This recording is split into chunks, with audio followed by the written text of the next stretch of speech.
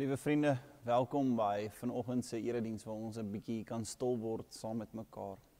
Wat ons laaste geleentheid soos hierdie is vir hierdie jaar van ons vooropgenaamde diens, begin ek waar ek elke liewe week omtrent begin wat ek sê dat ons by die kruis van die Here kom stil sit en by sy voete as te ware en sê Here, hier is ons. Aan my linkerkant kers wat brand as 'n simbool van Here se teenwoordigheid wat my en jou ontmoet in ons lewens.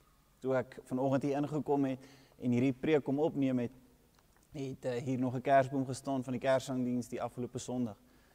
En toe ek dit sien, toe dink ek, gaan mense dit vir 'n oomblik daar hou en ek besef, ja, dis Kerstyd. Dit sal eintlik mooi wees en toe besef ek, maar ek moet altyd hierdie kers hier laat hê as 'n simbool dat die Here hier teenwoordig is langs my, langs jou, daar waar jy is, waar jy na hierdie erediens kyk.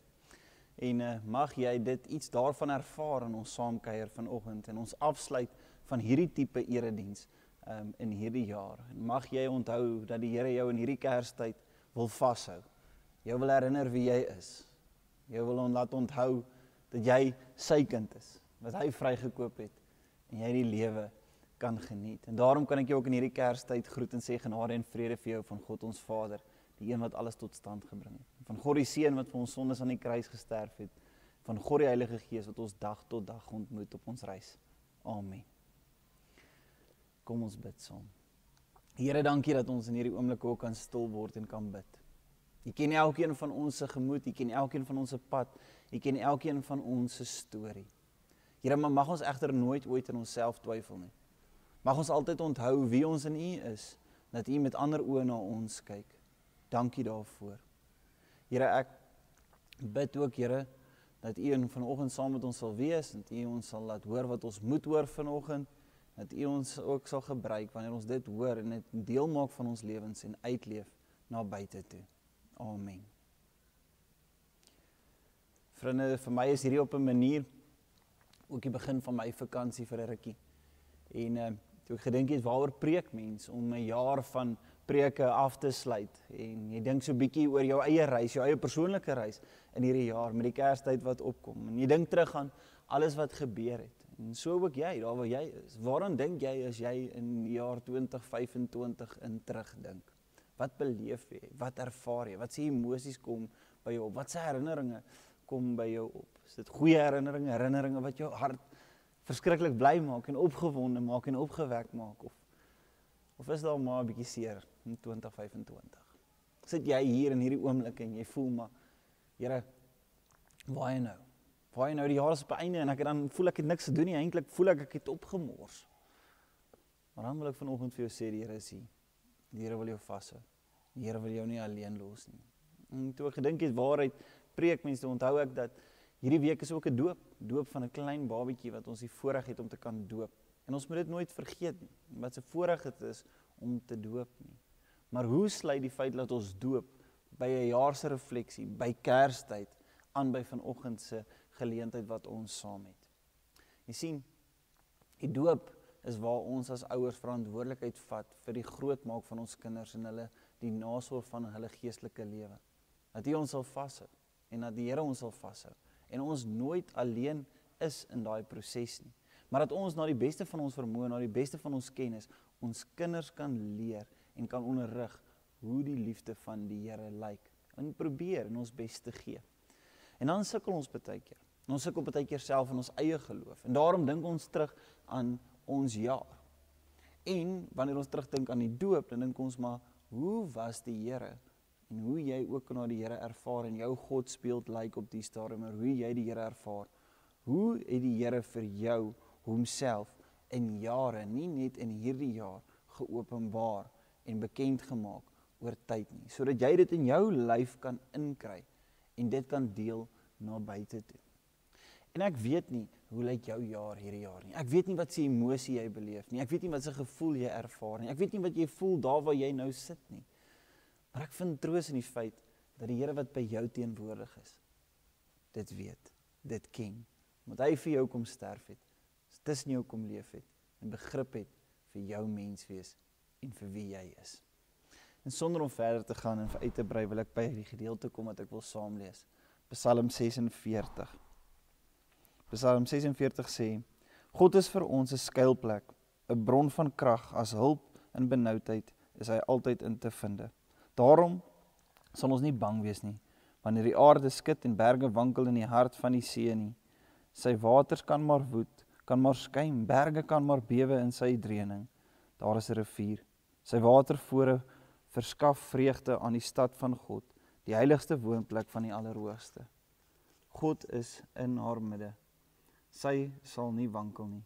God sal haar help.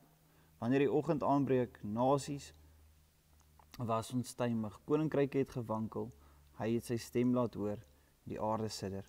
Die Here, heerser oor alle magte, is met ons. 'n Toevlugsoord is die God van Jakob vir ons. Kyk, kom, kyk na die dade van die Here, hy wat skrikwekkende dinge op aarde doen, wat oorlog laat ophou tot aan die einde van die aarde. Bo breek hy stikkend en verpletter spiese, waans verbrand hy in die vuur. En dan vers 11 wat ons kerngedeelte is. Bedaar en erken dat ek God is.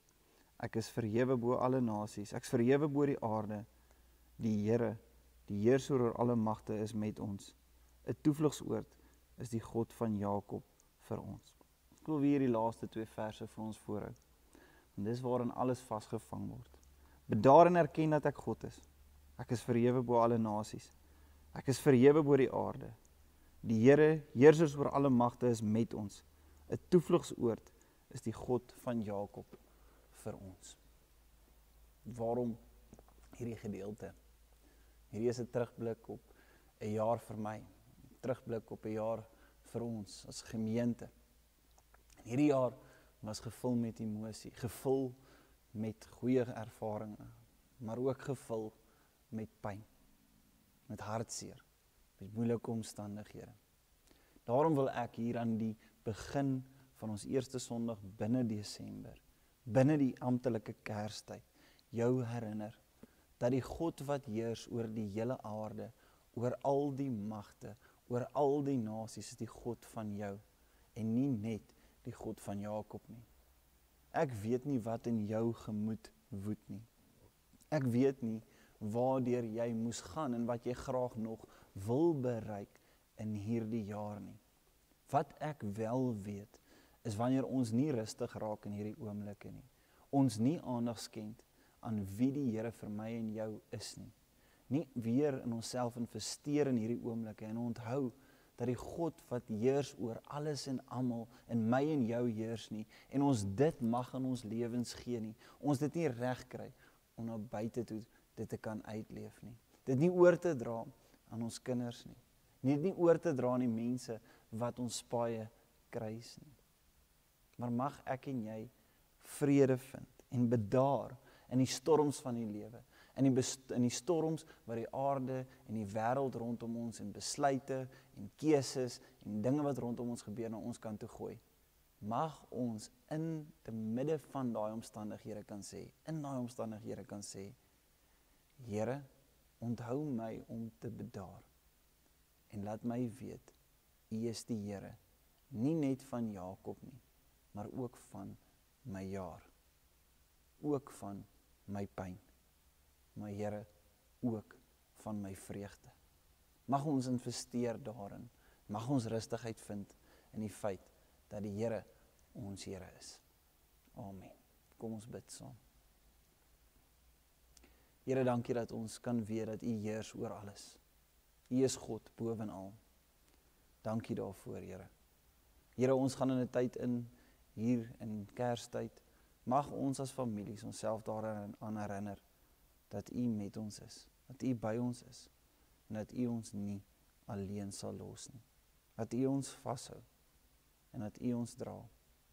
Mag ons dit nooit ooit vergeet nie. Amen.